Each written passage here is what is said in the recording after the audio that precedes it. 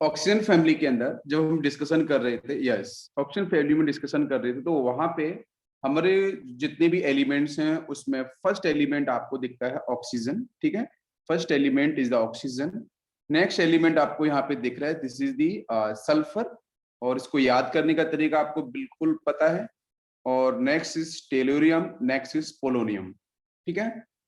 अब यहाँ पे मैंने कुछ सेक्शन को कट किया है बिकॉज जो हमारा जो एडवांस वाला कुछ सेक्शन है उसको मैंने कट कैसे किया है, बिकॉज पहले ऑलरेडी वो रिवाइज हो जाएगा, बीच में डिस्कस में करूंगा, कोई कॉन्सेप्ट छोड़ूंगा नहीं। लेकिन अभी थोड़ा सा हम पीपीटी की हेल्प से पढ़ेंगे थोड़ा अलग तरीके से।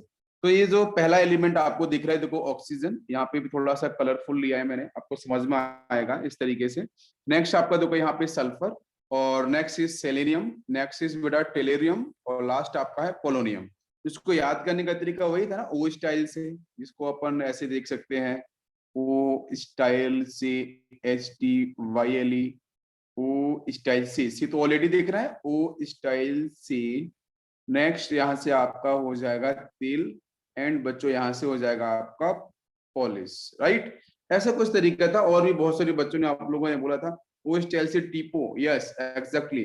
किसी और बच्चे को पता है कुछ नई ट्रिक तो बता सकता है, बिल्कुल ठीक है, बिल्कुल ये करेक्ट है, ओम ने बिल्कुल सही बोला, ओ स्टाइल से टीपो, ठीक है।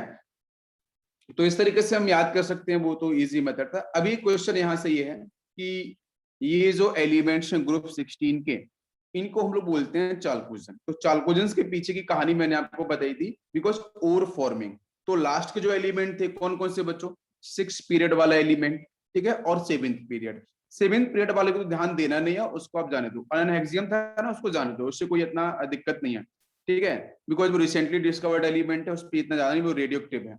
हाँ बिल्कुल, अनहेक्सियम जो आता है। नेक्स्ट है आपका ये 6th जो पीरियड के एलिमेंट्स की बात कर रहे हैं, तो वो आपके सामने यहाँ पे है पोलोनियम, ठीक है। ये आपका ऑप्शन होता है 2nd पीरियड का, 3rd, 4, 5 एंड 6 पीरियड, ठीक है। तो ये जो 6th पीरियड का एलिमेंट है पोलोनियम, ये भी ओर की फॉर्म में नहीं पाया जाता है। बाकी की जो एलिमेंट यहाँ से हैं आपके, तो मैं जनरलाइज कर रहा हूँ, ठीक है। तो जैसे आपका ऑक्सीजन हो गया है, नेक्स्ट आपका यहाँ से सल्फर हो गया है, सेलेनियम हो गया है, और आपका पोलोनियम हो गया है, ठीक है। इन सबको हम लोग बोलते हैं चाल्कोजेंस। चाल्कोजेंस बोले जाने के पीछे यही रीजन है, ओर फॉर्मिंग टेंडेंसी, बिकॉज ये जो एलिमेंट्स है वो ओर फॉर्मिंग टेंडेंसी को डिफाइन करते हैं। तो वी विल कॉल, ये आपका हो गया है आपका चाल्कोजेंस। नेक्स्ट पॉइंट ये है कि इनमें से मेटलॉइड कौन कौन से हैं। तो देखो यहाँ पे जल्दी से आंसर बताओ, मैं डिस्कस ऑलरेडी कर चुका हूँ, इनमें से मेटलॉइड कौन कौन से हैं। तो ऑक्सीजन हो गया, ध्यान दो, ठीक है, ऑक्सीजन हो गया, और इसके बाद में बात करेंगे सल्फर हो गया। तो ऑक्सीजन हो गया, सल्फर हो गया, ये क्या होते हैं आपके नॉन मेटल्स। ऑक्सीजन सल्फर क्या होते हैं, दोनों के दोनों, ऑक्सीजन और सल्फर, ये दोनों के दोनों आपके होंगे नॉन मेटल, परफेक्ट है। ऑक्सीजन सल्फर आपके नॉन मेटल्स हैं, सेलेनियम है, टेरिलियम है, ये आपके मेटलॉइड्स होंगे, यस। और लास्ट में आपका पोलोनियम है, वो आपका होता है परफेक्ट मेटल। तो पोलोनियम आपका है परफेक्ट मेटल। जब मैंने पूरी पी ब्लॉक को डिस्कस किया था, तो बीच में एक मैंने येलो कलर से, इससे जो ऊपर वाले एलिमेंट थे वो सारे के सारे आपके नॉन मेटल से, बीच में मेटलॉइड्स आ रहे थे, और लास्ट में आपका क्या आ गया था, मेटल आ गया था, ठीक है, जिसको हम लोगों ने डिफाइन किया था। अब इसमें परसेंटेज की बात करते हैं कि जो ऑक्सीजन है उसके परसेंटेज किस तरीके से पाए जाते हैं। तो एक बार यहाँ पे हम इसको देखेंगे, oxygen and sulphur are non metal, selenium tellurium metalloids, polonium is a metal. और जो ऑक्सीजन है बेटा, इसके दो फॉर्म है, एक तो आपकी O2 और सेकंड आपका ओजोन। इन दोनों के बारे में हमें काफी अच्छे से पढ़ना है, आजकल रिक्वायरमेंट भी ऑक्सीजन की बहुत ज्यादा है, और यहाँ पे आपका ओजोन, इन दोनों के बारे में हमें काफी डेप्थ में पढ़ना होगा, ठीक है। नेक्स्ट हम पॉइंट की बात करेंगे कि यहाँ पे, अच्छा एक एक मैं क्वेश्चन चलो पूछता हूँ आपसे, आप चलो एक क्वेश्चन मुझे बताना जरा, एक छोटा सा क्वेश्चन यहाँ पे है, इसके बारे में आपको पता होगा बिल्कुल, देखते हैं। एक क्वेश्चन लिया मैंने, about 20 kilometre above the earth, earth से 20 किलोमीटर ऊपर की बात कर रहे हैं, there is a ozone layer, ठीक है, वहां पे ओजोन लेयर के बारे में बात की जा रही है, ठीक है। Which one of the following statement about ozone and the ozone layer is true, ठीक है। तो क्या ओजोन लेयर और ओजोन से रिलेटेड हमारा कौन सा स्टेटमेंट करेक्ट होगा। दिस इज जनरल क्वेश्चन, बिल्कुल जनरल साइंस है, जनरल क्वेश्चन है। तो पहला है कि ozone is a triatomic linear molecule. Linear तो बेटा होता नहीं है, ध्यान दे लो। आपने बहुत बार ओजोन के स्ट्रक्चर बनाए होंगे इस तरीके से ना, कोऑर्डिनेशन बॉन्ड, मैंने भी क्लास में डिस्कस किया इस तरीके से। तो this is not a perfect linear, right. Okay, Sandesh ने बोला है सी ऑप्शन, तो फर्स्ट आपका रॉन्ग हो जाएगा। Second, it is harmful as it stop useful radiation, ठीक है, तो ये भी नहीं होगा। जनरल क्वेश्चन है, it is beneficial to us as to stop ultraviolet radiation, या हम लोग हमेशा पढ़ते हैं, ठीक है। नेक्स्ट है, जनरल साइंस के अंदर भी पढ़ते हैं, ठीक है, ज्योग्राफी वगैरह में भी आता है। नेक्स्ट है आपका conversion of ozone to oxygen is an endothermic, endo नहीं बेटा, that is the exothermic process, ठीक है। तो आपको यहाँ पे टिक करना था कि कौन सा ऑप्शन हमारा करेक्ट होगा, तो आपको पता चल गया, yes Deepti, definitely it is exothermic process. तो जनरल क्वेश्चन था। एक और क्वेश्चंस की बात करेंगे, जरा आप लोग बताना, ओजोन से रिलेटेड है, छोटा सा क्वेश्चन है। Which of the following statement is correct, ठीक है, कौन, जनरल क्वेश्चन है बेटा, बिल्कुल जनरल क्वेश्चन है।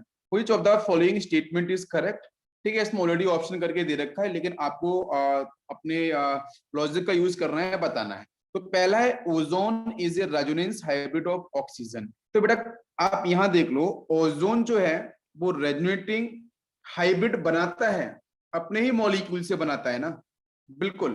तो इसमें करेक्ट पूछा है, तो अपने ही मॉलिक्यूल से, तो वहां पे क्या होता है, ऑक्सीजन आपका O3 की फेज में होता है, ठीक है, वन ऑक्सीजन नहीं होता वहां पे ट्राइटोमिक फेज होती है, ठीक है, this is the triatomic molecule. तो फर्स्ट आपका उसने करेक्ट पूछा है, फर्स्ट गलत हो जाएगा। Next, ozone is an isomer of oxygen, तो आइसोमरिक वाला सेक्शन है ही नहीं यहाँ पे।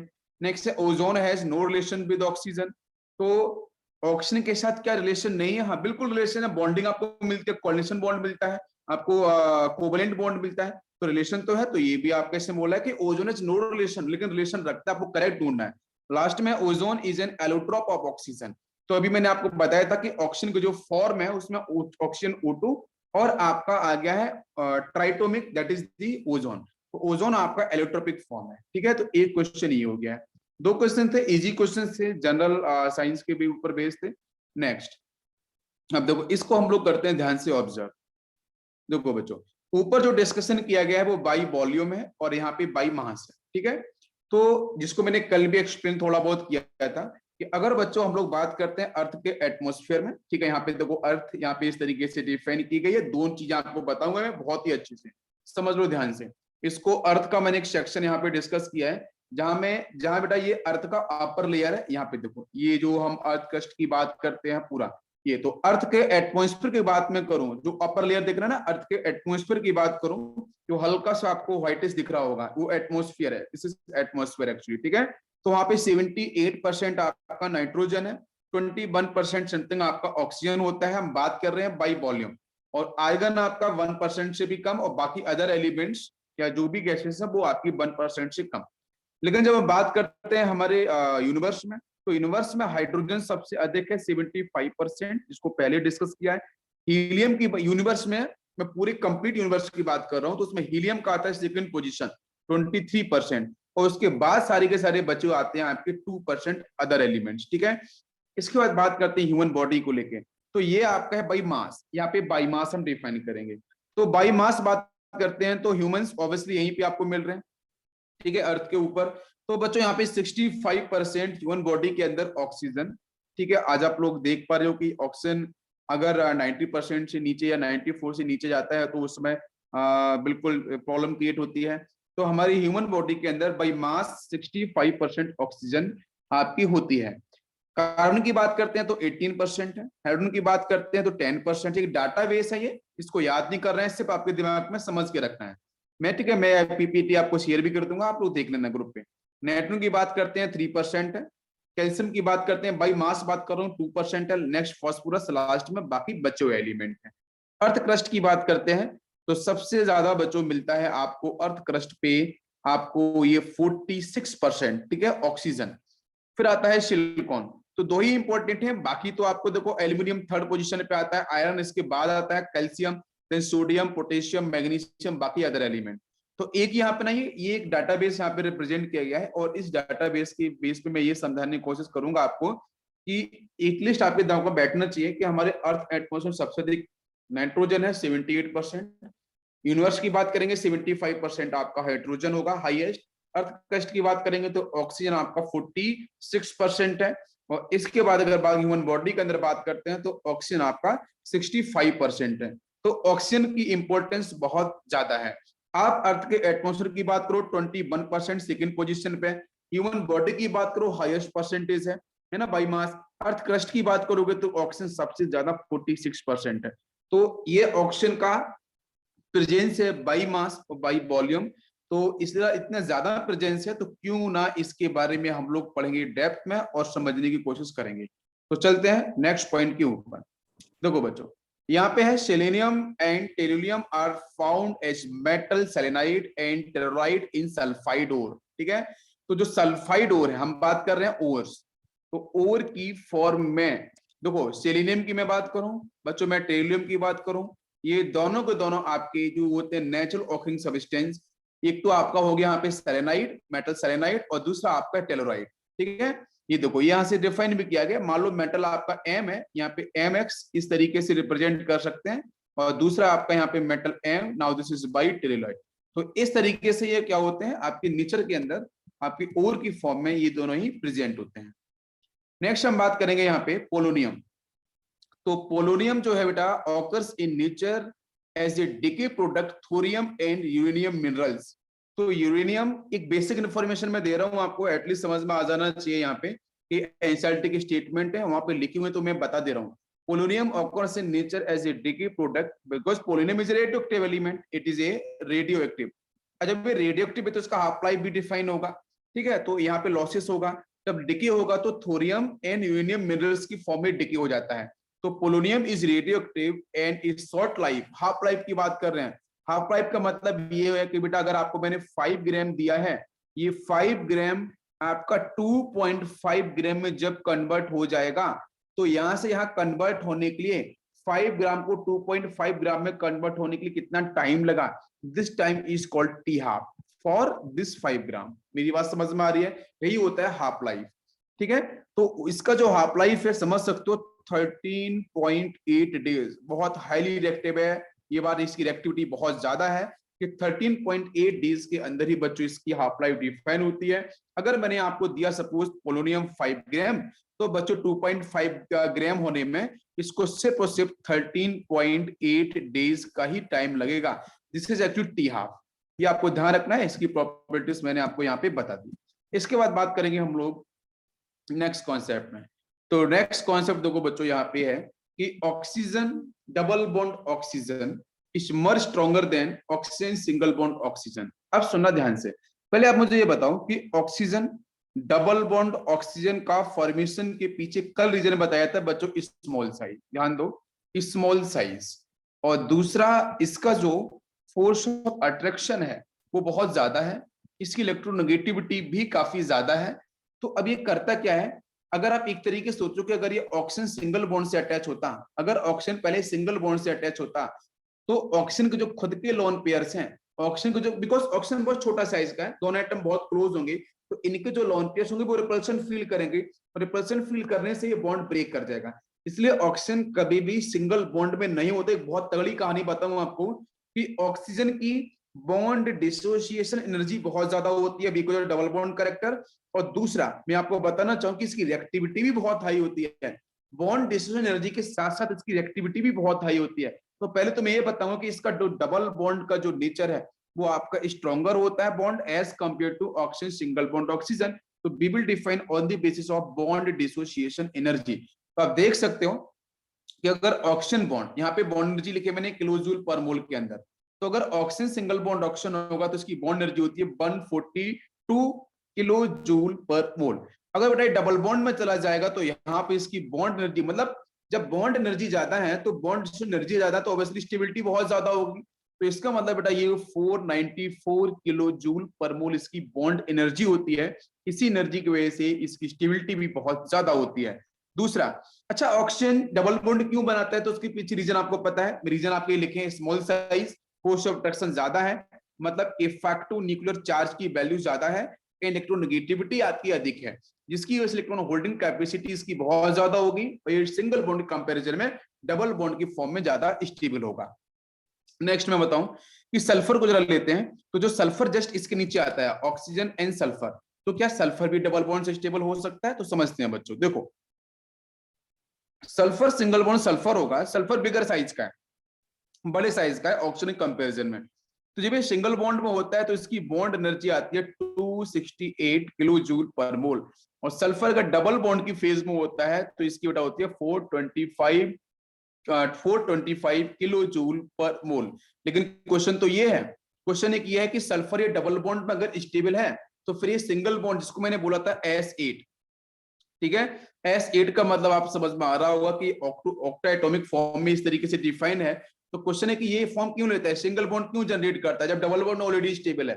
Because of catenation power, because of catenation power. तो सल्फर की जो कैटनेशन पावर है वो बहुत ज्यादा है, सल्फर की catenation power as compare to oxygen बहुत ज्यादा है। तो सल्फर क्या करता है, अपने सिंगल बॉन्ड को ज्यादा स्टेबिलिटी में डिफाइन कर, बिकॉज कैटनेशन है, कैटनेशन मतलब है सेल्फ लिंकिंग प्रॉपर्टी। तो सल्फर के साथ कैटनेशन पावर अधिक हो, दोनों के रीजन समझ लो। ऑक्सीजन डबल बॉन्ड ऑक्सीजन बनने के पीछे रीजन क्या है, ऑक्सीजन सिंगल बॉन्ड ऑक्सीजन उसने क्यों नहीं बनाया? बिकॉज इसके पास स्मॉल साइज है, अट्रैक्शन ज्यादा है, इलेक्ट्रोनेगेटिविटी ज्यादा है।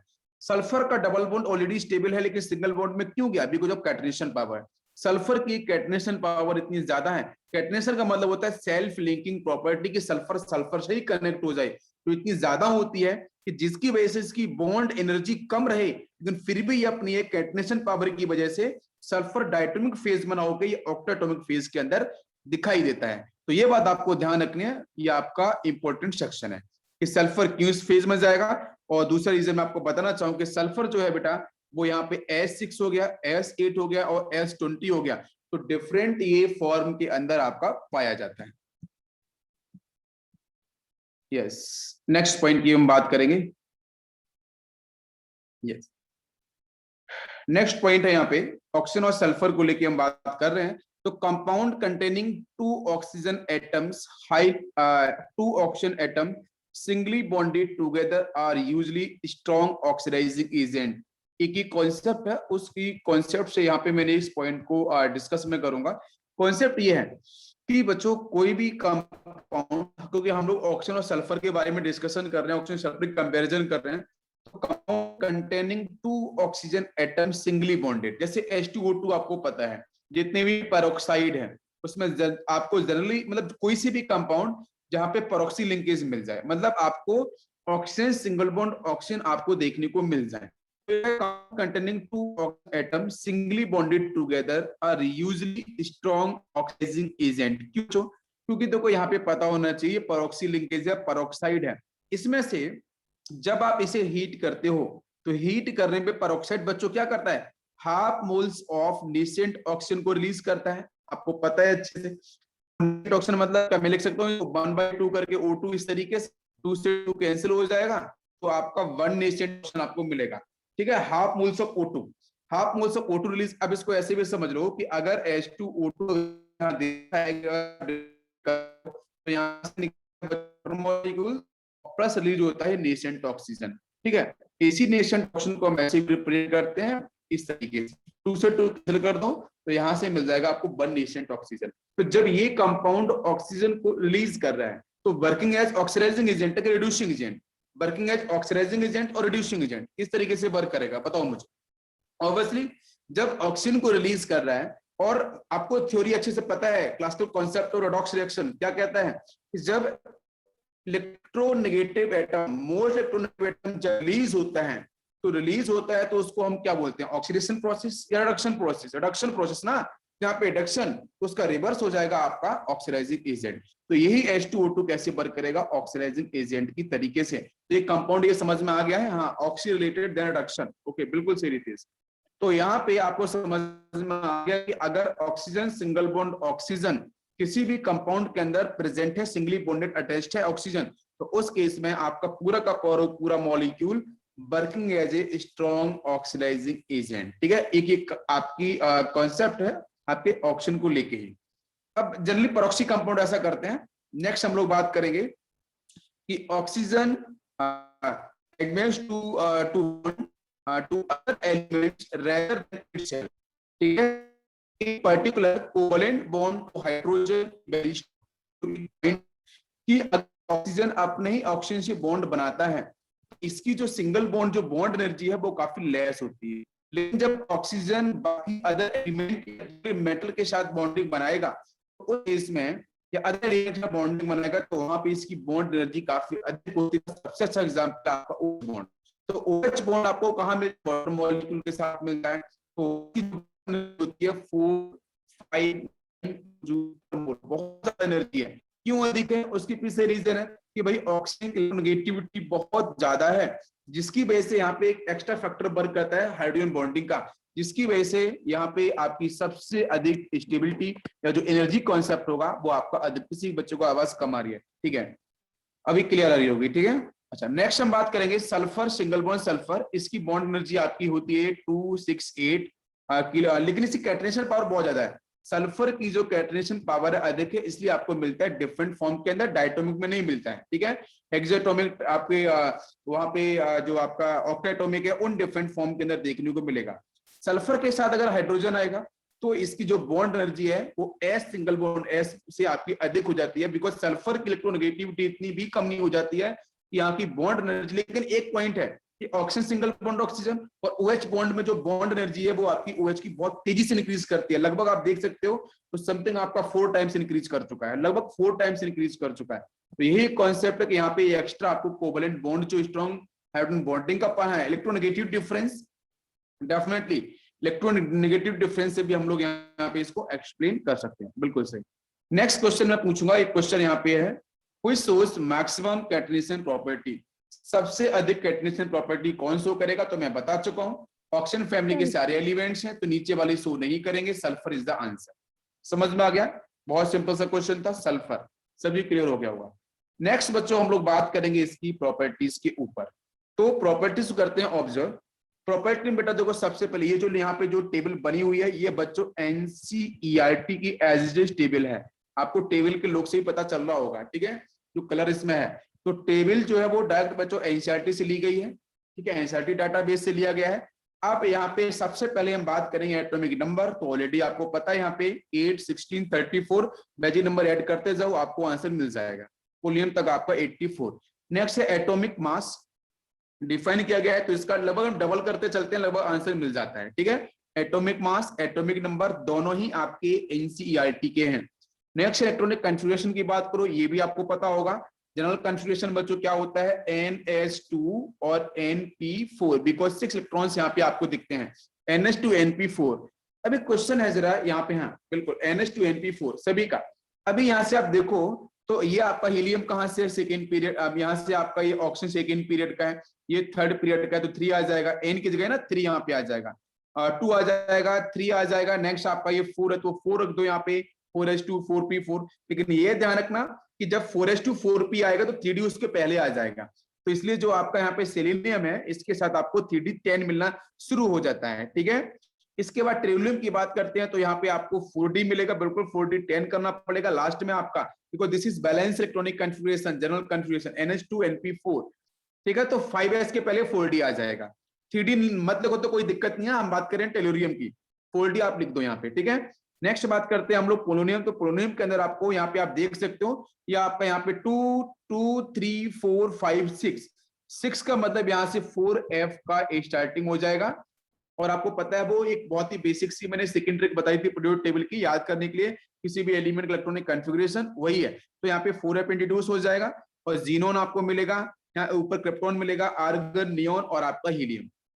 पूरी की पूरी टेबल आपको अच्छे से याद होगी, कोई भी इसमें डाउट नहीं होना चाहिए, ठीक है, परफेक्ट है यहाँ तक। चलो अब इसके बाद नेक्स्ट पॉइंट की तरफ चलते हैं, कोवलेंट रेडियस की तरफ।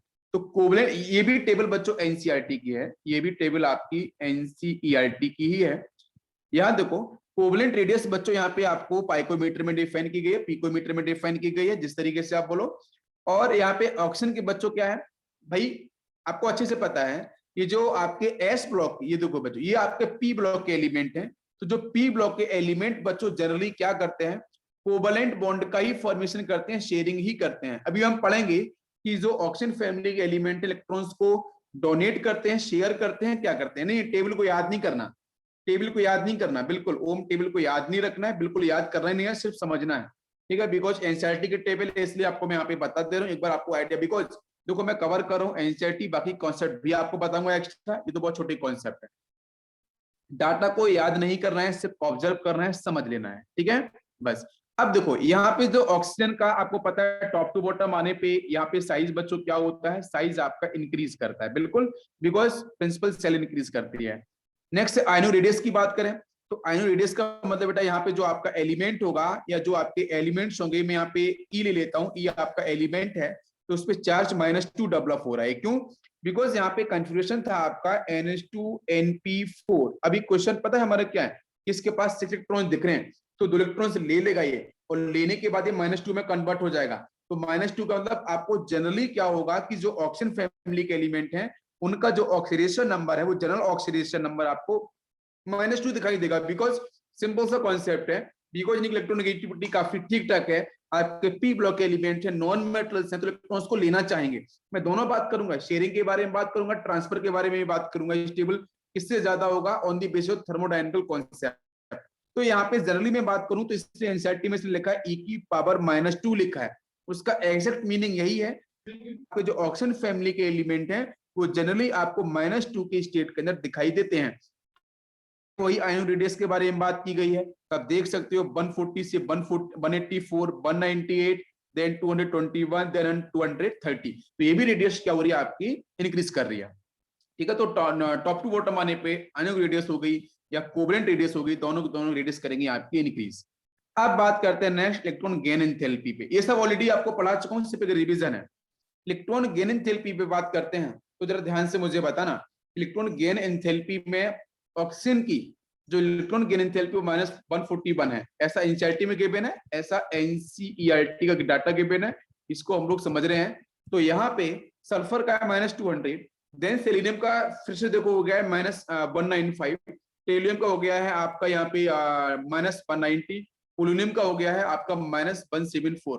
अब एक क्वेश्चन पता है क्या है कि जो इलेक्ट्रॉन गेन एंथैल्पी का हम लोग बात कर रहे हैं, इलेक्ट्रॉन गेन एंथैल्पी क्यों, मैंने आयनोशन एंथैल्पी की बात नहीं करूंगा, इसके नीचे देखो लिखी आयनोशन एंथैल्पी, तो पहले इलेक्ट्रॉन गेन एंथैल्पी की बात क्यों कर रहा हूं, इलेक्ट्रॉन गेन एंथैल्पी को मैथमेटिकली डिफाइन करते हैं on the basis of delta H easy, या डेल्टा इजी एच करके इस किलो जूल पर मोल के अंदर यहाँ पे आपका ये डाटा नीचे है। अब एक क्वेश्चन है, जब ऑक्सीजन इलेक्ट्रॉन को एक्सेप्ट करेगा तो ऑक्टेट कंप्लीट हो जाएगा, बिकॉज कॉन्फिगरेशन इज NH2NP4 है ना, 6 इलेक्ट्रॉन 8 हो जाएंगे दो लेते ही। अभी यही क्वेश्चन है कि टॉप टू बॉटम आने पे हमारी जो इलेक्ट्रॉन गेन एंथैल्पी की वैल्यू है वो बढ़ती है घटती है, तो टॉप टू बॉटम आने पे इलेक्ट्रॉन गेन एंथैल्पी इंक्रीज और डिक्रीज। बताओ बच्चों, आयनेशन एनर्जी तो आपकी, आयनेशन एनर्जी क्या होती है भाई, आयनेशन एनर्जी क्या होती है, डिक्रीज करती है ना। आयनेशन एनर्जी का मतलब क्या है भाई, ये एनर्जी है, ये एक एनर्जी है जिसको हम लोग सप्लाई करते हैं, याद करो, उस न्यूक्लियस से अटैच आउटमोस्ट इलेक्ट्रॉन्स को बेटा बाहर निकालने के लिए जो एनर्जी सप्लाई करते हैं, एंडोथर्मिक प्रोसेस था, यहाँ पे हम एनर्जी को सप्लाई करते हैं, तभी देख सकते हो सबके सब यहाँ पॉजिटिव में डिफाइन किए जा रहे हैं, ठीक है, यस।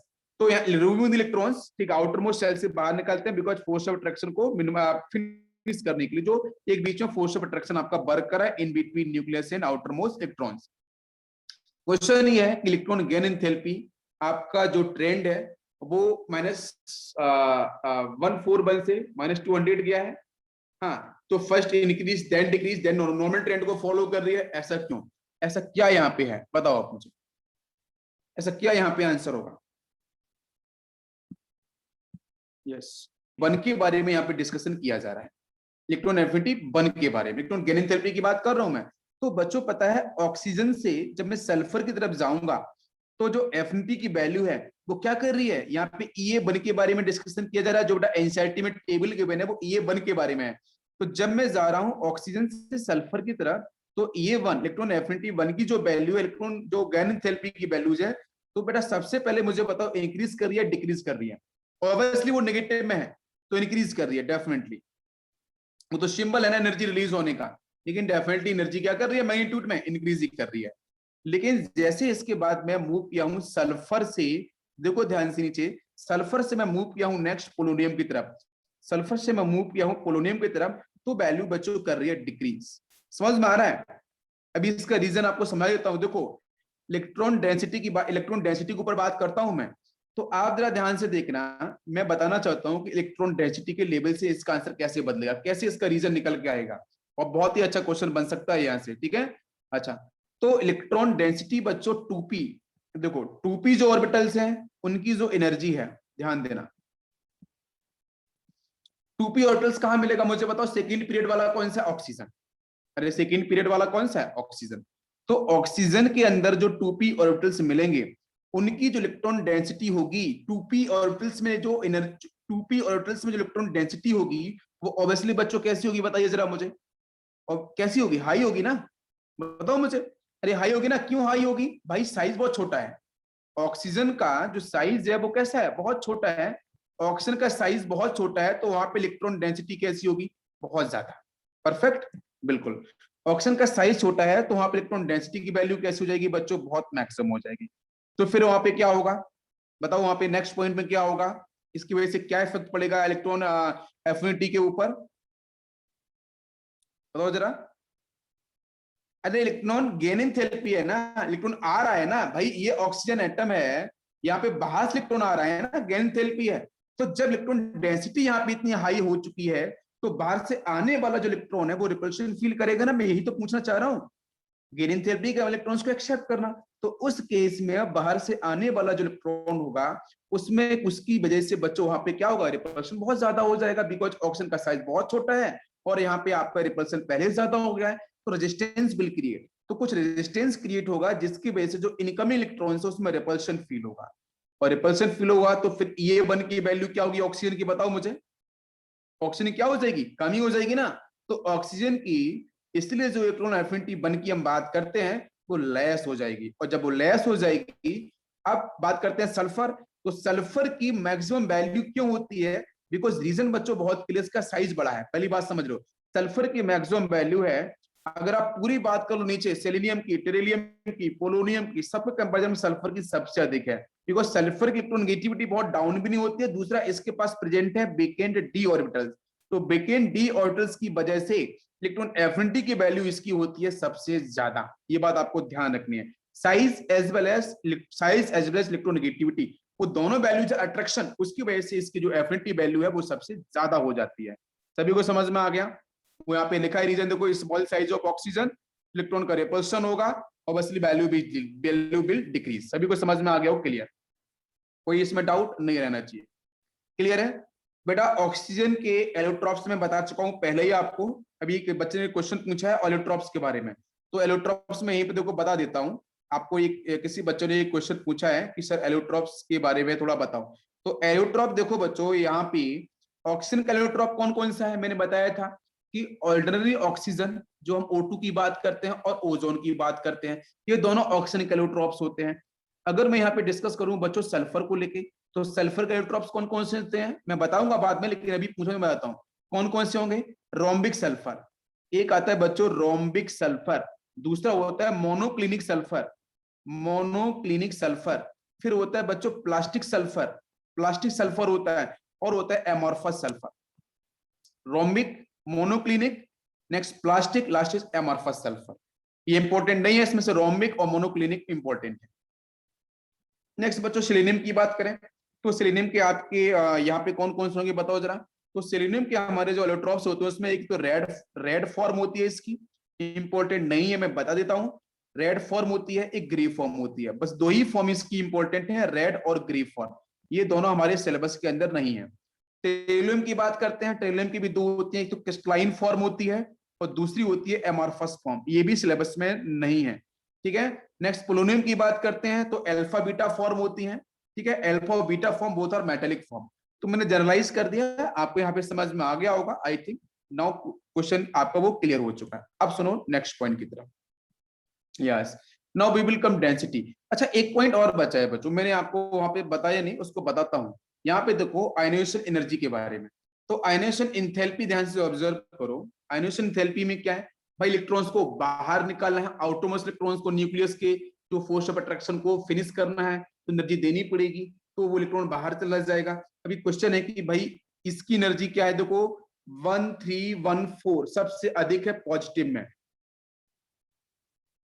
हाँ मोनोक्लिनिक में, बिल्कुल निरांत, यस परफेक्ट, आपने सही बोला है, हाँ बिल्कुल, मैं एक्सप्लेन करूंगा, उससे कन्वर्जन बताऊंगा।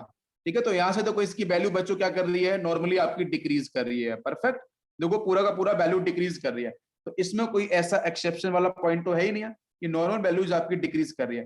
तो आयनेशन एंथैल्पी, ऑब्वियसली बच्चों आपके जो ऑक्सीजन फैमिली के एलिमेंट हैं, इनकी आयनेशन एनर्जी और एंथैल्पी वैल्यू काफी हाई होती है, बिकॉज ये आसानी से इलेक्ट्रॉन्स नहीं देते हैं, आसानी से इलेक्ट्रॉन्स को रिलीज नहीं करते हैं। इलेक्ट्रॉन को रिलीज नहीं करेंगे तो मतलब ऑक्सीजन के पास पॉजिटिव चार्ज क्या स्टेबल होता है, बताओ मुझे भाई, ऑक्सीजन के पास पॉजिटिव चार्ज स्टेबल हो सकता है क्या? नहीं ना। इनकी इनकी इफेक्टिव न्यूक्लियर चार्ज वैल्यू क्या होती है, बहुत ज्यादा होती है। ठीक है, इलेक्ट्रॉन्स को बहुत तगड़ा होल्ड करके रखते हैं, तो आराम से इलेक्ट्रॉन्स को देते नहीं है। जब देते नहीं है तो निकलना है मुझे, तो उस ऑक्सीजन को मुझे O+ में कन्वर्ट करना है, इलेक्ट्रॉन्स को बाहर निकालना है, तो बहुत ज्यादा एनर्जी आपको करनी पड़ेगी यहाँ पे सप्लाई। इसलिए इसकी जो आयनेशन एनर्जी वैल्यू है ऑक्सीजन की 1314 किलो जूल पर मोल आपकी इसकी एनर्जी है। बात समझ में आ रही है? इलेक्ट्रॉन लूज नहीं करते हैं, पॉजिटिव चार्ज गेन नहीं करते हैं, डिफाइन नहीं करते हैं, तो जैसे जैसे एटॉमिक नंबर की वैल्यू बढ़ती जाएगी, उसी तरीके से यहाँ पे आपकी जो आयनेशन एंथैल्पी की वैल्यू है दैट विल डिक्रीज, वो कम होती जाएगी। ठीक है, बिकॉज आपको पता है टॉप टू बॉटम जाने पे मेटलिक नेचर क्या होता है, बढ़ता है। मेटलिक नेचर क्या होगा, इंक्रीज करता है। टॉप टू बॉटम जाने पे पी ब्लॉक के अंदर भी मेटलिक नेचर आपका इंक्रीज करता है, जिसकी वजह से जो नीचे वाले एलिमेंट है वो मेटलिक प्रॉपर्टी को होल्ड करते हैं, वो आराम से इलेक्ट्रॉन्स को निकाल सकते हैं। तो ये आपको इसलिए आपके नीचे जाने पे वैल्यू क्या हो रही है, डिक्रीज हो रही है। सभी को समझ में आ गया? क्लियर है यहाँ पे? परफेक्ट। इलेक्ट्रोनेगेटिविटी तो इजी है, उसकी वैल्यूज मैं ऑलरेडी बता चुका हूं। इलेक्ट्रोनेगेटिविटी बच्चों क्या करेगी, वो डिक्रीज करती है। ठीक है, इसकी वैल्यूज ऑलरेडी मैं आपको एक बार डिस्कस कर चुका हूं इलेक्ट्रोनेगेटिविटी कॉन्सेप्ट के अंदर। ठीक है, 3.5, 2.58 एनसीईआरटी में, कुछ अदर बुक्स में 2.44 भी लिखा है, मैं आपको 2.44 यहाँ पे लिखा है, लेकिन 2.58 ध्यान देना एनसीईआरटी वाला। फिर 2.48 लिखा है, यहाँ पे 2.55 है, इसी को आपको लेके चलना है। 2.01 ये सही लिखा है, 1.76 ये भी सही है। तो डाउन द ग्रुप जाने पे आपकी जो इलेक्ट्रोनेगेटिविटी है वो आपकी ग्रेजुअली क्या करती है, डिक्रीज करती है। ठीक है, क्यों डिक्रीज करती है? वो डिक्रीज, अगर इलेक्ट्रोनेगेटिविटी डिक्रीज कर रही है तो उसका सिंबॉलिक टर्म क्या है? अगर इलेक्ट्रोनेगेटिविटी डिक्रीज कर रही है तो उसका सिंबॉलिक टर्म क्या है? Because metallic property will increase. अगर इलेक्ट्रोनेगेटिविटी डिक्रीज कर रही है तो नॉन मेटलिक करेक्टर आपका डिक्रीज करेगा और मेटलिक करेक्टर आपका इंक्रीज करेगा। बात समझ में आ रही है? बिकॉज इलेक्ट्रोनेगेटिविटी इलेक्ट्रोपॉजिटिविटी का रिवर्स होता है, और मेटल्स क्या शो करते हैं, इलेक्ट्रोपॉजिटिविटी शो करते हैं। यस बिल्कुल क्लियर। तो जनरल इंट्रोडक्शन ही मैं पूरा कवर कर रहा हूँ। यस, नेक्स्ट बच्चों बात करेंगे हम लोग डेंसिटी को लेकर, ध्यान दो। नेक्स्ट पॉइंट यहाँ पे आएगा आपका डेंसिटी। तो डेंसिटी को देखो मैं डिफाइन करता हूँ। डेंसिटी आपकी यहाँ पे डिफाइन है ग्राम पर सेंटीमीटर क्यूब में, 298 गैलन पे गिवन है, तो डेंसिटी में कोई इफेक्ट नहीं पड़ता है। और डेंसिटी आपकी यहाँ पे जो नॉर्मल ट्रेंड है वो आपका ऑक्सीजन का 1.32 है, इसलिए क्वेश्चन डेंसिटी पे आएगा नहीं, लेकिन एनसीईआरटी के टेबल में गिवन है, तो इसलिए आपको एक बार आइडिया आपको लेना ही पड़ेगा। ठीक है, ओके। तो देखो डेंसिटी आपकी यहाँ पे 1.32 है, यहाँ पे 2.06 है, तो देखो धीरे धीरे क्या कर रही है, डेंसिटी की वैल्यू इंक्रीज करती जा रही है, because metallic property will increase. Next है मेल्टिंग पॉइंट। मेल्टिंग पॉइंट के बारे में बात करते हैं, तो ये भी देखो क्या कर रहा है आपका, इंक्रीज कर रहा है। 55 है, देन 393 हो गया, देन 490 हो गया है, 725 हो गया है, 520 हो गया है। वो आपका जो बॉइलिंग पॉइंट है उसकी वैल्यू भी क्या कर रही है, इंक्रीज कर रही है। ऑक्सीडेशन नंबर के बारे में करूंगा हम लोग डेप्थ में डिस्कशन। तो पहले यहाँ पे डेंसिटी पे अभी तक क्वेश्चन आए नहीं है, ये बात मैंने आपको पहले बता दिया। ठीक है, डेंसिटी पे क्वेश्चन अभी तक डिस्कस नहीं हुए हैं, डेंसिटी का ऑर्डर भी नहीं आया है, तो इस पे बिल्कुल भी इतना आपको टेंशन लेने की जरूरत नहीं है। समझ में आ गया सभी को? क्योंकि तो कुछ स्पेशल प्रॉपर्टीज हैं। कौन कौन सी प्रॉपर्टीज आपको ध्यान रखनी है? एक तो साइज हो गया, एटॉमिक साइज, आयोनिक साइज हो गया, दूसरा इलेक्ट्रोनेगेटिविटी हो गया, आयनोइजेशन एनर्जी हो गया, बस उसको ध्यान देना है। मेल्टिंग पॉइंट, बॉइलिंग पॉइंट को ध्यान देना होगा। अब क्वेश्चन है कि मेल्टिंग पॉइंट, बॉइलिंग पॉइंट का जो ऑर्डर है उसका रीजन क्या है, उसके रीजन पे भी क्वेश्चंस आपके डिस्कस हुए हैं, तो इसका रीजन क्या होगा? तो मेल्टिंग पॉइंट और जो बॉइलिंग पॉइंट है टॉप टू बॉटम जाने पे वो बच्चों करता है इंक्रीज, ग्रेजुअली इंक्रीज करता है। ठीक है, अब उसमें पॉइंट क्या है, तो कैसे हम समझें इसे? तो मेल्टिंग पॉइंट डिग्री सेल्सियस में लो चाहे केल्विन में लो, यहाँ पे केल्विन दे रखा है, डिग्री सेल्सियस में लेंगे तो माइनस के टर्म में हो जाएगा, ऑक्सीजन का तो माइनस में हो जाएगा, ये -219 के समथिंग निकल के आ जाएगा। और इसका बॉइलिंग पॉइंट की बात करेंगे। अब सुनना, मेल्टिंग पॉइंट जो टर्म है, मेल्टिंग पॉइंट जो टर्म है, melting point define for solid, melting point define for solid, and boiling point is defined for liquid, defined for liquid, और बोथ आर द टेम्परेचर, दोनों के दोनों क्या है, टेम्परेचर ही है। अब एक हाँ बिल्कुल, अब दोनों के टेम्परेचर है। अब अगर आपका बॉइलिंग पॉइंट ऑक्सीजन का या मेल्टिंग पॉइंट कम है, तो कम होने, देखो मेल्टिंग पॉइंट कम होने का मतलब क्या है कि उसका जो क्रिस्टलाइन नेचर है वो बहुत ही वीक है। उसका जो क्रिस्टलाइन नेचर है वो बहुत ही वीक है, वो सॉलिड फेज में आपको नहीं मिलेगा। आपको रूम टेम्परेचर पे अगर मैं बात करूं, बिकॉज 298 केल्विन की हम बात करेंगे, तो रूम टेम्परेचर पे जो आपकी ऑक्सीजन है बच्चों वो मिलती है गैस की फेज में, मैं पहले भी आपको बता चुका हूं, ठीक है। और डायटोमिक फेज में होती है। धीरे धीरे नीचे जाने पे क्या होगा, इसकी जो डायटोमिक फेज तो मिलती नहीं उन सबकी सल्फर वगैरह की, वो तो आपको S6 S8 इस तरीके से फॉर्म में देखने को मिलते हैं। तो यहाँ पे मॉलिक्यूलर वेट इंक्रीज करेगा, तो उस केस में यहाँ पे जो आपका मेल्टिंग पॉइंट है उनका वो करता जाएगा इंक्रीज। ये बात आप समझ लो, मेल्टिंग पॉइंट करता जाएगा आपका इंक्रीज। और बॉइलिंग पॉइंट के बारे में बात करते हैं, डायटोमिक सेक्शन है ऊपर वाला ऑक्सीजन, नीचे जाते जाओगे आपको ये आपको हेक्साटोमिक ऑक्टाटोमिक फेज में मिलते जाएंगे। तो इसलिए इसका जो आपका बॉइलिंग पॉइंट है वो भी क्या करेगा, आपका इंक्रीज करेगा, ठीक है। सिंपल सा ट्रेंड है। अब इसके बाद बात करते हैं ऑक्सीडेशन नंबर के ऊपर। तो क्वेश्चन है कि ऑक्सीजन जो ऑक्सीडेशन नंबर है वो आपका -2 -1 1 और 2 शो करता है। नीचे वाले एलिमेंट कुछ इस तरीके शो करते हैं, लास्ट में तो आपका 6 वो ही नहीं करता है। तो इसके पीछे रीजन क्या है, तो पहले मैं बात करूंगा ऑक्सीजन को लेकर। तो ऑक्सीजन अपने जो ऑक्सीडेशन नंबर है वो -2 में करता है, -1 में करता है, 1 में करता है, 2 में करता है। तो मुझे बताओ पहले यहाँ पे इस फैमिली का इलेक्ट्रॉनिक कॉन्फ़िगरेशन क्या है। तो ये है NH2NP4, यहीं से स्टार्ट करते हैं समझाना। देखो NH2NP4 है। अब यहाँ पे क्या करेगा एलिमेंट, तो ऑक्सीजन फैमिली के एलिमेंट्स हैं, वो कोशिश करेंगे इलेक्ट्रॉन्स को गेन करना या शेयर करना। दो ही चीजें हैं, लूज नहीं करेगा, मेरी बात समझो बच्चों।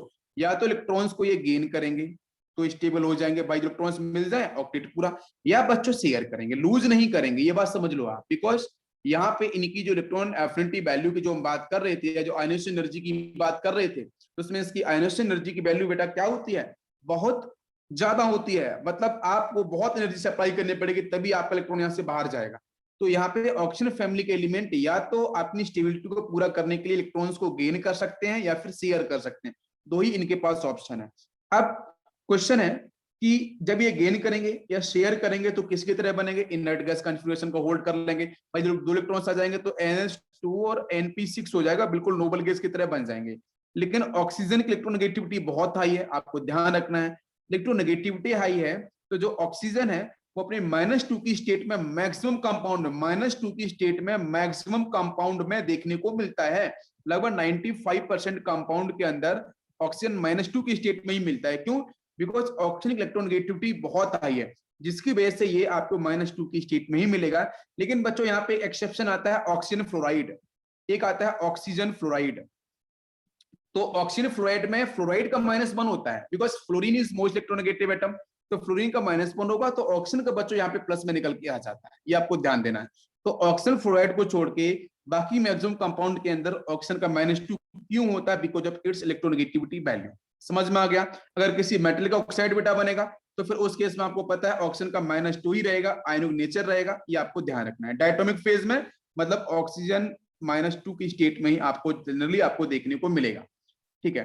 अब ऊपर से नीचे आते हैं, इलेक्ट्रोनेगेटिविटी क्या होती है बच्चों, डिक्रीज करती है। इलेक्ट्रोनेगेटिविटी के लिए बात कर रहा हूं मैं, टॉप टू बॉटम आते हैं, इलेक्ट्रोनेगेटिविटी की वैल्यू बच्चों डिक्रीज करती है। अगर इलेक्ट्रोनेगेटिविटी डिक्रीज करेगी तो जो -2 जो ऑक्सीडेशन नंबर डिफाइन किया जा रहा है उसकी जो टेंडेंसी है that will decrease, because electronegativity decrease करेगी तो उस केस में तो -2 जो ऑक्सीडेशन स्टेट है उसकी जो प्रेजेंस है, उसकी जो स्टेबिलिटी है वो भी क्या करेगी, top to bottom down the group आने पे वो डिक्रीज करेगी। आपको मेरी बात समझ में आ रही है, पहली चीज क्लियर हो रही है, -2 समझ में आ गया, यहाँ पे सब सभी क्लियर हो गया होगा। इसके बाद हमारा जो सल्फर है, सेलेनियम है, ट्रिलियम है, पोलोनियम है, ये बच्चों पॉजिटिव में भी ऑक्सीडेशन नंबर शो करते हैं। क्यों, क्योंकि टॉप टू बॉटम जाने पे मेटेलिक प्रॉपर्टी बढ़ने लगती है, नॉन मेटेलिक प्रॉपर्टी आपकी क्या होती है, कम होने लगती है, ये आपको ध्यान देना है। और नीचे जाने पे ऑक्सीडेशन नंबर बेटा आपका इंक्रीज क्यों करता है, +4 भी आता है, +2 भी आता है, +6 भी आता है। क्यों आता है, क्योंकि वहां पे प्रेजेंस होते हैं वेकेंट डी ऑर्बिटल्स, तो availability of vacant D orbitals, जिसकी वजह से आपका जो मैं पूरा कॉन्सेप्ट को समझा रहा हूँ, टॉप टू बॉटम जाने पे आपका वेकेंट डी ऑर्बिटल्स के आने की वजह से वहां पे जो आपका ऑक्सीडेशन नंबर है वो आपका +4 +6 या +2 इस तरीके से करता है, पॉजिटिव में आपका इंक्रीज करता है। तो आपको वहां पे कोवलेंट बॉन्ड देखने को मिलते हैं। जरा मैं बात करूंगा, देखो सल्फर को लेकर बात करता हूँ, ऑक्सीजन की कहानी तो खत्म हो गई है, ठीक है। सल्फर को लेकर बात करता हूँ, तो सल्फर का ग्राउंड स्टेट कॉन्फ़िगरेशन क्या होगा, 3s2 हो जाएगा, भाई दो इलेक्ट्रॉन्स यहाँ पे आ गए। ये आपका 3s हो गया। 3p के बारे में बात कर लो तो 3p आपका ये हो गया। तो यहाँ पे 3p का मतलब हो गया बच्चों यहाँ से आपका कितने 4 इलेक्ट्रॉन्स ना, 1 2 3 and 4। How many electrons here unpaired. इसके बाद 3D आएगा जरूर, आप 3D बना लो कोई दिक्कत नहीं, 3D आप बना लो, लेकिन 3D में इलेक्ट्रॉन्स जीरो होंगे यहाँ पे, है ना, 3D जीरो होता है, कोई एक्साइटेशन नहीं, यहाँ पे इतना आपका शिफ्ट हो जाएगा। अभी यहाँ पे इलेक्ट्रॉन्स कितने बच्चों दिख रहे हैं 1 एंड 2, ये जो दो दिख रहे हैं इसकी वजह से यहाँ पे इसका आंसर आपका +2 बिल्कुल बन जाएगा। ठीक है, सल्फर में। अब सल्फर में +4 को देखें तो सल्फर +4 शो कैसे करता है, तो +4 शो करने के लिए पहले तो +2 बताया मैंने, +2 शो कैसे किया, +4 पे आते हैं। तो +4 में वही 3s2 होगा और 3p कितना होगा आपका 4, 1 2 3 एंड 4। अभी भी इसके पास 3d होगा।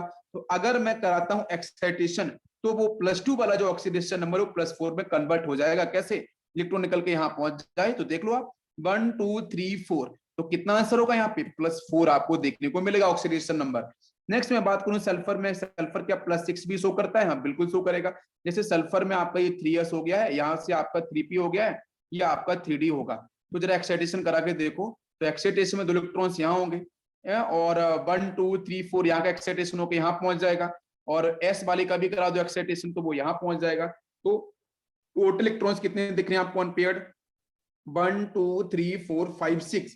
तो इसका मतलब ये +6 में भी आपका डिफाइन हो सकता है।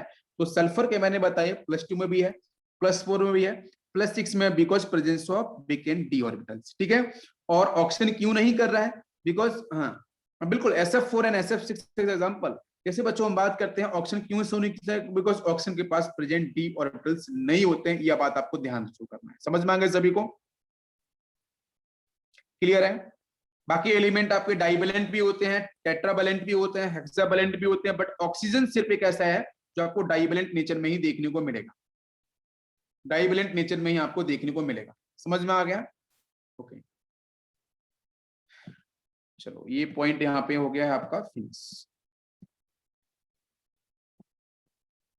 यस, नेक्स्ट बच्चों बात करेंगे हम लोग हाइड्राइड्स के बारे में। तो नेक्स्ट कॉन्सेप्ट डिस्कस करेंगे हाइड्राइड। तो हाइड्राइड को जरा समझते हैं। तो आपको अच्छे से पता है कि हमारे जो ऑक्सीजन फैमिली के जो एलिमेंट्स हैं बच्चों वो हाइड्राइड का फॉर्मेशन करते हैं, जैसे वाटर मॉलिक्यूल है, H2S है, H2SE है, H2TE है। ठीक है, यहाँ पे आपका जो मैं ऐसे लिख सकता हूँ कि M2H is the general form, M2H is the general form for the hydrides of group 16 element, जिसमें आपका वाटर है, हाइड्रोजन सल्फाइड है, H2SE है, H2TE है, और H2 आपका पोलोनियम वाला भी होता है। ठीक है, वो आपका रेडियोटिव है, उसके लिए उसको मैंने साइड कर दिया है। नाउ क्वेश्चन इज दिस कि जो वाटर मॉलिक्यूल है, जो H2O है, ठीक है, इनके मेल्टिंग पॉइंट और बॉइलिंग पॉइंट की कहानी बहुत ही इजी है। इनका मेल्टिंग पॉइंट और बॉइलिंग पॉइंट वाटर मॉलिक्यूल्स का बहुत ज्यादा है, बिकॉज रीजन बहुत ही क्लियर है बच्चों, सिंपल रीजन है यहाँ पे। अब अच्छा मुझे बताना, वाटर मॉलिक्यूल का मेल्टिंग पॉइंट बोला गया है, तो melting point define for melting बच्चों किसके लिए यूज करते हैं, सॉलिड के लिए, है ना, सॉलिड के लिए मेल्टिंग यूज करते हैं। और boiling word is use for liquid के लिए। जब वाटर लिक्विड की स्टेट में होगा तो वाटर आपको लिक्विड फेज में मिलेगा, तो आपका उसमें जो इसका बॉइलिंग पॉइंट कितना होता है 100 डिग्री सेल्सियस, इसलिए यहाँ पे केल्विन में लिखा गया है 373। सॉलिड की बात करते हैं तो सॉलिड फेज मतलब आइस होती है, तो आइस को बच्चों मेल्टिंग कहाँ पे होती है 0 डिग्री सेल्सियस पे, तो इसलिए यहाँ पे लिखा गया है 273 केल्विन। आपको मेरी बात समझ में आ गई है, क्लियर है। तो यहाँ पे आपका जो मेल्टिंग पॉइंट है और जो बॉइलिंग पॉइंट है दोनों का दोनों हाई होता है, रीजन एक ही है आपका हाइड्रोजन बॉन्डिंग। हाइड्रोजन बॉन्डिंग की वजह से इसका मेल्टिंग पॉइंट बॉइलिंग पॉइंट आपका ऑक्सीजन का जो हाइड्राइड है उसका सबसे ज्यादा होता है बाकी आपके हाइड्राइड के कंपैरिजन में। अब एक क्वेश्चन है कि हम लोग वाटर मॉलिक्यूल्स को कैसे हम लोग फॉर्म कर सकते हैं। क्वेश्चन ये है सबसे पहले, तो सीधी सी स्टेप है, आप क्या करो, एटमॉस्फेयर में प्रेजेंट है हाइड्रोजन, एटमॉस्फेयर में प्रेजेंट है ऑक्सीजन, बस दोनों को बर्न कर दो, दोनों की बर्निंग कर दो। मैं ऐसे बोल सकता हूँ कि वाटर मॉलिक्यूल को मैं ऐसे आउटलाइन कर सकता हूँ कि अगर बच्चों में H2 गैस को अगर मैं बर्न करता हूँ इन दी प्रेजेंस ऑफ ऑक्सीजन तो सीधा आपको आंसर मिल जाएगा वाटर मॉलिक्यूल H2, बिल्कुल इजी है। लेकिन अब एक क्वेश्चन है, क्या मैं H2S जो बचा हुआ है H2SE H2T क्या इनको भी हम लोग ऑब्टेंड कर सकते हैं कि डायरेक्ट कॉम्बिनेशन ऑफ ऑक्सीजन के साथ बर्निंग कर दें? क्या मैं किसी भी सल्फर को लेके आऊं डायरेक्ट बर्न करने पे आपको H2S मिल जाएगा क्या, या फिर मैं यहाँ पे हाइड्राइड लेके आऊं हाइड्रोजन H2 गैस, क्या कोई ऐसा आंसर बन जाएगा? यहाँ से आंसर नहीं बनेगा। तो एक बात समझ लो सिंपल सी, यहाँ पे अगर आपको H2S बनाना है, H2SE बनाना है, H2TE बनाना है तो आपको लेके आना पड़ेगा सल्फाइड। ध्यान दो, आपको मेटल के सल्फाइड लाने पड़ेंगे। तो आपको मिलेगा H2S। मैं फिर से रिपीट कर रहा हूँ, H2S आपको अगर आपको देखो वाटर मॉलिक्यूल्स फॉर्म करना है तो H2O2 प्रेजेंट है एटमॉस्फेयर में, डायरेक्ट आप रिएक्शन करा लो, सीधा आंसर मिलेगा वाटर मॉलिक्यूल्स। या फिर ऐसे बोलो H2 को बर्न करो in the presence of oxygen, answer आपको मिल जाएगा। लेकिन अगर आपको H2S गैस चाहिए, अगर H2S चाहिए सल्फाइड, तो आपको यहाँ पे मेटल का सल्फाइड लाना पड़ेगा। दूसरा, इसकी रिएक्शन करानी पड़ेगी एसिड के साथ। अगर आपको सेलेनियम वाला चाहिए तो आपको लाना पड़ेगा सेलेनाइड, ठीक है, SELENID, सेलेनाइड लाना पड़ेगा। और लास्ट में अगर आपको H2TE चाहिए तो फिर आपको लाना पड़ेगा टेलुराइड्स, ठीक है, टेलुराइड्स लाना पड़ेगा, मेटल का टेलुराइड्स, मेटल का सल्फाइड, मेटल का सेलेनाइड। और उसके साथ बच्चों हम लोग यूज करेंगे यहाँ पे एसिड, और सीधा सीधा आपको आंसर मिलेगा H2SE और आपको H2TE और H2S, ये आपको यहाँ से आंसर मिल जाएंगे। अभी क्वेश्चन है कि वाटर मॉलिक्यूल्स की प्रॉपर्टी क्या है, यहीं पे पढ़ लेते हैं। तो वाटर मॉलिक्यूल बच्चों कैसा होता है, कलरलेस होता है, ऑर्डियोरलेस होता है, लिक्विड होता है। अगर इसके हाइड्राइड्स की बात करें पूरे के पूरे, तो बाकी के हाइड्राइड्स कैसे होते हैं भाई, वाटर मॉलिक्यूल प्रॉपर्टी क्या है, कलरलेस है पहली पॉइंट, ऑर्डियोरलेस है बिल्कुल। नेक्स्ट बच्चों लिक्विड में रूम टेम्परेचर पे, ये तीनों इसकी प्रॉपर्टीज हैं फिजिकल। बाकी के जो आपके हाइड्राइड्स हैं उनका नेचर क्या है, तो वो बच्चों कलरलेस ही होते हैं लेकिन पॉइजनस होते हैं, ये बात समझ लो। बाकी जो अदर हाइड्राइड्स हैं वो आपके होते हैं poisonous in nature, water molecules poisonous नहीं है, वो पॉइजनस गैस की फेज में आपको मिल सकते हैं। दूसरा, उनकी स्मेल बच्चों होती है बैड, बैड ऑडियोर, ठीक है, बैड एड ऑडियोर को वो शो करते हैं। ये इनकी है फिजिकल प्रॉपर्टी। समझ में आ गया, हाइड्राइड क्लियर हो गया, इसके बाहर आपको कुछ और नहीं मिलेगा। यस, नेक्स्ट बच्चों यहाँ पे देख सकते हैं, एक यहाँ पे ग्राफ डिस्कस किया गया है। ये ग्राफ आपका यहाँ पे जो है वो हाइड्रोजन बॉन्डिंग को लेके बताया गया है कि आपका यहाँ पे मॉलिक्यूलर वेट इधर मैंने लिया है, इधर मैंने लिया है टेम्परेचर। तो मैं बॉइलिंग के लेके बात करूंगा। तो देख सकते हो यहाँ पे सारे के सारे मैंने फॉर्म रिप्रेजेंट किए हैं। नाइट्रोजन फैमिली भी आपको दिख रही है, ये देखो कार्बन फैमिली आपको यहाँ से दिख रही है, देखो ये कार्बन, ये देखो यहाँ से दिख रहा है आपको नाइट्रोजन फैमिली, ये वाला, ये आपके येलो कलर से देखो आपके हेलोजन भी दिख रहा है। सबसे ऊपर वाटर मॉलिक्यूल्स है। तो वाटर मॉलिक्यूल्स का बॉइलिंग सबसे अधिक क्यों है, रीजन बच्चों एक ही हाइड्रोजन बॉन्डिंग। और आपको मैं बताना चाहूंगा कि हर किसी फैमिली के अंदर बच्चों आपका पहला एलिमेंट यहाँ पे फ्लोरीन हेलोजन के अंदर, नाइट्रोजन फैमिली के अंदर बच्चों प्रेजेंट है नाइट्रोजन। तो इन तीनों का जो आपका बॉइलिंग पॉइंट है बहुत हाई होता है। रीजन बहुत क्लियर है बेटा, हाइड्रोजन बॉन्डिंग। अपने अपने ग्रुप के जो हाइड्राइड्स हैं उनके कंपैरिजन में ये फर्स्ट जो हाइड्राइड है आपके नाइट्रोजन फैमिली का, फ्लोरीन आपके हेलोजन फैमिली का और ऑक्सीजन फैमिली का, इन सब का जो आपका बॉइलिंग पॉइंट है वो बहुत हाई है। और ग्राफ कुछ इस तरीके से फॉर्म होता है। तो ये ग्राफ के ऊपर भी अगर क्वेश्चन आता है तो भी आप यहाँ पे इसे डिफाइन कर सकते हो। लेकिन नीचे जो कार्बन फैमिली वाला है, यहाँ बच्चों वर्क करता है वॉन्डरवॉल फोर्स। अगर यहाँ का निकालना, क्योंकि यहाँ पे एच बॉन्डिंग होती नहीं, आपको पता है एच बॉन्डिंग तो यहाँ पे देखने को मिलेगी नहीं। दूसरा बेटा यहाँ का आंसर बनता है बॉइलिंग पॉइंट का on the basis of van der Waals forces. तो वॉन्डरवॉल फोर्सेस के बेस पे आपको आंसर निकालना है। आप टॉप टू बॉटम जाओगे, वॉन्डरवॉल फोर्स बढ़ेगा जिसकी वजह से मॉलिक्यूलर वेट बढ़ता है, तो वॉन्डरवॉल फोर्स बढ़ेगा जिसकी वजह से तो नीचे वाले जो हाइड्राइड है कार्बन फैमिली के अंदर, उनका आपका जो बॉइलिंग पॉइंट अधिक होता है as compare to CH4 methane. Methane gas की फेज में आपको परफेक्टली देखने को मिलेगी, ना कोई एक्स्ट्रा हाइड्रोजन बॉन्डिंग नहीं होता है। तो चारों फैमिली का हाइड्राइड मैंने एक साथ डिस्कस कर दिया। इन पे अगर क्वेश्चंस बनेगा तो इसी लेवल पे बन सकता है जितना आपको मैंने एक्सप्लेन। ओके, अब देखते हैं यहाँ पे हम लोग एनसीईआरटी की एक छोटी सी टेबल है, उस टेबल को समझते हैं। एनसीईआरटी की टेबल के अंदर बच्चों सबसे पहले डिस्कस किया गया है कि यहाँ पे जो बॉन्ड है बेटा, जो ऑक्सीजन के साथ यहाँ हाइड्रोजन है, यहाँ पे हाइड्रोजन है, बाकी आपको लोन पेयर्स मिलेंगे इस तरीके से। तो ये जो बॉन्ड है यहाँ से एलिमेंट आपका E और बाकी आपका हाइड्रोजन, ये जो बॉन्ड डिस्टेंस है उसके बारे में बात करी जा रही है, ठीक है। तो वाटर मॉलिक्यूल्स में जो बॉन्ड डिस्टेंस, बॉन्ड लेंथ होती है O और H के बीच में, वो 96 पाइकोमीटर, ठीक है। यहाँ बात करते हैं तो बच्चों 134, यहाँ पे आपकी 146, यहाँ पे होती है 169। तो टॉप टू बॉटम जाने पे बॉन्ड लेंथ बढ़ रही है। बॉन्ड लेंथ क्यों बढ़ रही है? बिकॉज बच्चों पता है बॉन्ड लेंथ बढ़ने के पीछे रीजन क्या है, साइज, एटॉमिक साइज बढ़ता जा रहा है, तो वहां पे ओवरलैपिंग पूरी होती जाएगी, तो बॉन्ड लेंथ ऑटोमेटिक आपकी बढ़ेगी। नेक्स्ट बच्चों बॉन्ड एंगल के बारे में थीटा पे बात कर लेते हैं।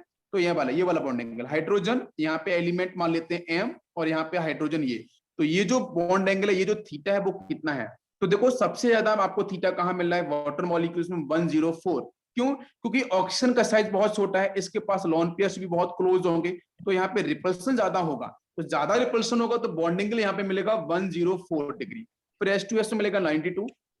बॉन्ड एंगल डिक्रीज क्यों कर रहा है? ड्रैगोज रूल्स आपको पता है, मैंने डिस्कस किए थे। यहाँ पे 91 और लास्ट में आपको 90 डिग्री। नेक्स्ट मैं बात करूंगा यहाँ पे delta change in enthalpy of formation, delta HF, F का मतलब है फॉर्मेशन। तो जब वाटर मॉलिक्यूल फॉर्म होगा तो वहां पे जो इंथैल्पी ऑफ जो फॉर्मेशन है वो चेंज क्या है, वो आपकी ये वैल्यू जाती नहीं है, लेकिन आपको बस रिलेशन एक बार देखना है, बिकॉज ये टेबल डायरेक्ट एनसीईआरटी की है, डायरेक्ट टेबल ये एनसीईआरटी के, इसलिए टेबल को एक बार ऑब्जर्व तो करना ही है, ठीक है। नेक्स्ट है डिसोसिएशन, तो सबसे अधिक किसकी होगी, आपकी वाटर मॉलिक्यूल्स की, क्योंकि आपको पता है इनऑर्गेनिक क्वेश्चंस एनसीईआरटी से एज इट इज आते हैं आपको 95%, ठीक है। तो सबसे अधिक वाटर मॉलिक्यूल्स की आपकी डिसोसिएशन एनर्जी है। अगर मैं इस बॉन्ड को ब्रेक करूं यहाँ पे आपके, अगर इस बॉन्ड को मैं ब्रेक करता हूं, ठीक है, वाटर मॉलिक्यूल्स में, तो यहाँ पे बच्चों मिलता है आपको हाइड्रोजन बॉन्डिंग, जिसकी वजह से यहाँ पे सबसे ज्यादा क्या होती है, बॉन्ड डिसोसिएशन एनर्जी होती है। फिर नीचे जाते जाएंगे तो बच्चों ये डिक्रीज, बिकॉज नीचे जाने पे क्या होगा, नीचे जाने पे इलेक्ट्रोनेगेटिविटी कम, मेटेलिक प्रॉपर्टी इंक्रीज करता है, नॉन मेटेलिक प्रॉपर्टी डिक्रीज करती है, एच बॉन्डिंग फिनिश हो जाती है, जिसकी वजह से यहाँ पे एच बॉन्डिंग मिलती नहीं है, और बाकी आपका नॉर्मल कंपाउंड रहेगा जहां पे आपको मेटेलिक नेचर मिलेगा, आयनिक नेचर मिलेगा, बिकॉज नीचे आने पे मेटेलिक प्रॉपर्टी इंक्रीज करती है। बाकी इसमें बच्चों डिसोसिएशन कांस्टेंट, जिसको हम लोग बात करते हैं डाइलेक्ट्रिक क्वोशिएंट कैपिटल के बारे में, तो यहाँ पे इसकी जो वैल्यू है वाटर मॉलिक्यूल्स की, इसको भी ध्यान ही रखना है, बिकॉज इस पे भी कभी क्वेश्चन आया नहीं, अगर आएगा तो एक केमिकल इक्विलिब्रियम क्वेश्चन आता है जहां पे डिसोसिएशन कांस्टेंट की वैल्यू आपको दी जाती है। तो रिजल्ट बच्चों देखो यहाँ पे निकल के आया कि टॉप टू बॉटम जाने पे आपके हाइड्राइड्स ऑफ ऑक्सीजन फैमिली में बेसिक एक्टर क्या करता है बच्चों, आपका डिक्रीज करेगा, थर्मल स्टेबिलिटी आपकी करती है डिक्रीज, रिड्यूसिंग पावर करती है increase. Why reducing power will increase, वो हम बताओ जरा आंसर, रिड्यूसिंग पावर इंक्रीज क्यों करेगी, रिड्यूसिंग पावर इंक्रीज क्यों करती है, व्हाट इज द रीजन, बताओ भाई। यस तनुजा बेटा, रिड्यूसिंग पावर इंक्रीज क्यों करेगी भाई, बिकॉज ऑफ पुअर ओवरलैपिंग ना, डेफिनेटली नीचे जाने पे रिड्यूसिंग पावर इंक्रीज क्यों करेगी, पुअर ओवरलैपिंग भी होगा और बॉन्ड भी, हाइड्रोजन डोनेट करने की कैपेसिटी कितनी ज्यादा नीचे वाले एलिमेंट्स की ज्यादा होगी भाई, H2 टी में टी का साइज बहुत बड़ा है, हाइड्रोजन का साइज बहुत छोटा है, ओवरलैपिंग नहीं होगी। तो यहाँ पे हाइड्रोजन की डोनेटिंग करने की कैपेसिटी, मैं फिर से रिपीट करता हूँ, जिन कंपाउंड के साथ हाइड्रोजन को डोनेट करने की कैपेसिटी जितनी ज्यादा होगी, और ज्यादा कहां पे होगी, जहां पे बॉन्ड डिस्ट्रीब्यूशन एनर्जी वीक होगी, और बॉन्ड डिस्ट्रीब्यूशन एनर्जी कहां पे वीक होगी, जहां पे ओवरलैपिंग पुअर होगी, ठीक है, जहां पे एक बड़ा साइज एक छोटा साइज का एटम हो, तो उस नीचे जाने पे इसलिए आपकी रिड्यूसिंग पावर कैपेसिटी क्या होती है, वो इंक्रीज करती है। परफेक्टली समझ में आ गया, ये एनसीईआरटी की बेसिक प्रॉपर्टीज है, इसलिए आपको बता रहा हूं। नाउ क्वेश्चन लेते हैं बच्चों, चलो आंसर करते हैं फटाफट से। क्वेश्चन आपके सामने डिस्प्ले किया है मैंने, आंसर बताओ इसका। यस ओम, नो इशू, कोई दिक्कत नहीं, नेटवर्क प्रॉब्लम हो सकता है किसी के साथ भी। चलो यस, निरांत का आंसर मैं पढ़ता हूं, निरांत ने बहुत अच्छा एक आंसर किया यहाँ पे। Effective nuclear charge decreases obviously, therefore electron can be easily ejected and reducing power increases। देखो मैं निरंतर आपको यहाँ पे ना कुछ थोड़ा मैं आपको करेक्ट करता हूँ। टॉप टू बॉटम जाने पे हम इफेक्टिव न्यूक्लियर चार्ज को हम डिफाइन नहीं करेंगे, मेरी बात सुनो ध्यान से। इफेक्टिव न्यूक्लियर चार्ज का जो कॉन्सेप्ट है वो 99% work only across the period, हम पीरियड में ही लेके चलेंगे, ठीक है। लेकिन टॉप टू बॉटम जाने पे हम साइज को डिफाइन करते हैं, और साइज के बेस पे चीजें आपकी बदलेंगी, उसी पे आपको टिक के रहना है। तो मैंने आपको यहाँ पे निरांत ने लिखा कि इफेक्टिव न्यूक्लियर चार्ज डिक्रीज करेगा, ठीक है, मैं आपकी बात से बिल्कुल एग्री कर रहा हूँ। Therefore electron can be easily elected, electrons easily elected हो जाएंगे, तो रिड्यूसिंग पावर इंक्रीजेस, ठीक है। इलेक्ट्रॉन्स का इजेक्शन होना तो ऑक्सीडेशन नंबर बढ़ेगा, ठीक है, तो एलिमेंट इजीली ऑक्सीडाइज कर जाएगा, ऑक्सीडाइज करेगा तो वर्किंग रिड्यूसिंग एजेंट, ये भी आपकी बात ठीक बननी है। लेकिन आप कोशिश करो कि जो साइज है उसकी ओवरलैपिंग है, उसके बेस पे आंसर निकालो, या फिर आप हाइड्रोजन का ejection, removal, firing of hydrogen वो कहां पे तेजी से होगा, उसके बेस पे भी आंसर निकाल सकते हो। क्वेश्चन आपके सामने मैंने यहाँ पे डिस्प्ले किया है। क्वेश्चन बच्चों ये है कि oxygen and sulphur both are the members of same group in the periodic table, but water is a liquid white H2S is a gas because। देखो मैं साथ में थ्योरीज पढ़ रहे हैं, क्वेश्चंस कर रहे हैं, एनसीईआरटी कवर कर रहे हैं, सब कुछ साथ में चल रहा है, ईच एंड एवरीथिंग। तो वाटर मॉलिक्यूल्स लिक्विड है, H2S गैस है, व्हाई, दोनों बिलोंग कर रहे हैं आपकी same member, same period, same group से बिलोंग कर रहे हैं, और यहाँ पे सेम मेंबर है सेम ग्रुप के। तो व्हाट इज द आंसर, तो पहला बच्चों पढ़ते हैं, molecular weight of water is more, ऐसा कोई रिलेशन नहीं है कि वाटर मॉलिक्यूल्स का मॉलिक्यूलर वेट है बहुत ज्यादा हो जाएगा, ज्यादा कैसे हो जाएगा भाई, सल्फर का तो ज्यादा एटॉमिक हो जाएगा, है ना, एटॉमिक वेट, वो नहीं हो सकता, ठीक है। डीडी आपने किया है। Electronegativity of sulphur is more, finish कर दो। H2S is a weak acid, भाई यहाँ पे H2S के बारे में बोला गया कि वीक एसिड, बट इसका रिलेशन उससे के साथ कैसे है कि वो लिक्विड है, तो भाई एसिड वाला सेक्शन का जो रिलेशन वो लिक्विड और गैस के साथ कैसे डिफाइन हो सकता है? तो यहाँ पे डिफाइन होगा water molecules are having hydrogen bonding between them, that's why वो बच्चों मिलेगा लिक्विड फेज में, H2S मिलेगा गैस की फेज में, बिकॉज H2S के पास बच्चों हाइड्रोजन बॉन्डिंग होती है बट बहुत ही वीक होती है, बहुत ही पुअर होती है, जिसकी वजह से वो आपको यहाँ पे गैसेस की फेज में देखने को मिलेगा। परफेक्ट, समझ में आ गया होगा। नेक्स्ट क्वेश्चन, एक क्वेश्चन और करते हैं। चलो, एक क्वेश्चन है जेई 2000 का है। परफेक्ट, क्वेश्चन आपके सामने डिस्प्ले किया है मैंने, जल्दी से बताओ बच्चों क्या आंसर होगा। यस बिल्कुल, रीजन संदेश ने सही किया है। यस बिल्कुल, ओम ने भी करेक्ट किया था, बाकी बच्चे भी करें, सभी लोग करो आंसर, बताओ बेटा। हाँ, क्या आंसर होना चाहिए यहाँ पे?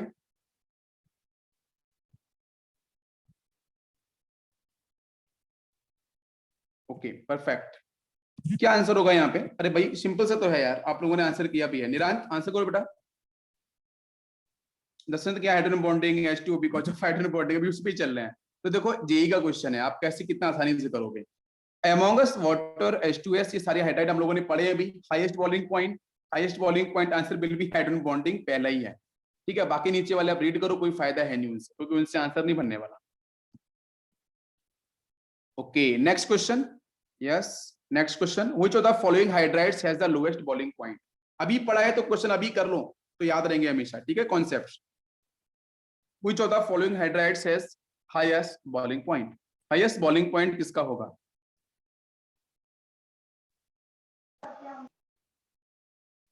खातिजा, H2S गैस, H2O क्यों नहीं? H2O क्यों नहीं? कोई बताएगा मुझे H2O क्यों नहीं? हम लोग बात करें ना बॉइलिंग पॉइंट की, हम बॉइलिंग पॉइंट देखो अपन, सुनो बच्चों, हम लोगों ने मेल्टिंग पॉइंट की बात करी थी, ध्यान सुन लो। हम लोगों ने मेल्टिंग पॉइंट की जो बात करी थी, उसमें ऑक्सीजन का डिग्री सेल्सियस में बता दो तो माइनस में 219, ठीक है डिग्री सेल्सियस में। सल्फर का था आपका 119, वो डाटा था। उसके बाद था आपका आपके बॉइलिंग पॉइंट इंसेंटी वाली बात करूं तो आपकी ऑक्सीजन के कितना डिग्री सेल्सियस में, -183।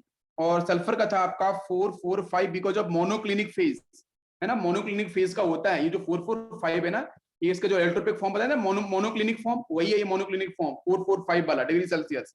तो आंसर कौन सा होगा आपके? H2S का बनेगा, सही आंसर है। Okay perfect. Next, which of the following hydride is most acidic. Which of the following hydride is more acidic, more acidic कौन है? जो आसानी से निकालेगा हाइड्रोजन, बिल्कुल, ये तो हाइड्रोजन निकालते नहीं आसानी से, नीचे वाला निकालेगा, बिल्कुल हो गया आंसर। ओके नेक्स्ट क्वेश्चन है highest boiling point, highest boiling point अब पूछा है, हाईएस्ट बॉइलिंग पॉइंट पूछा है। यस तो हाईएस्ट बॉइलिंग पॉइंट किसका हो जाएगा? वाटर मॉलिक्यूल का। परफेक्ट है ना? क्यों? बिकॉज आपको मैंने ऑलरेडी टेम्परेचर भी डिस्कस कर चुका हूँ, हाइड्रेट्स के बारे में सब कुछ बता चुका हूँ। परफेक्ट, कितने बच्चों का आंसर है यहाँ पे हाइड्रोजन बॉन्डिंग? बिल्कुल सभी का है, परफेक्ट बिल्कुल। चलो तो यहाँ पे हम लोग करते हैं फिनिश, और कल पढ़ेंगे एक नेक्स्ट कहानी ऑक्साइड्स के बारे में, ठीक है। तो कल और भी आएगा कि यहाँ पे आपके जो ऑक्साइड्स हैं कितने टाइप्स के होते हैं, AO2 टाइप, AO3 टाइप, कैसे कैसे फॉर्म होंगे, क्या होगा, कौन रिड्यूसिंग एजेंट, कौन ऑक्सीडाइजिंग एजेंट। चलो बच्चों थैंक यू, और कल हम लोग मिलते हैं तो लेक्चर करेंगे कंटिन्यू फिर से।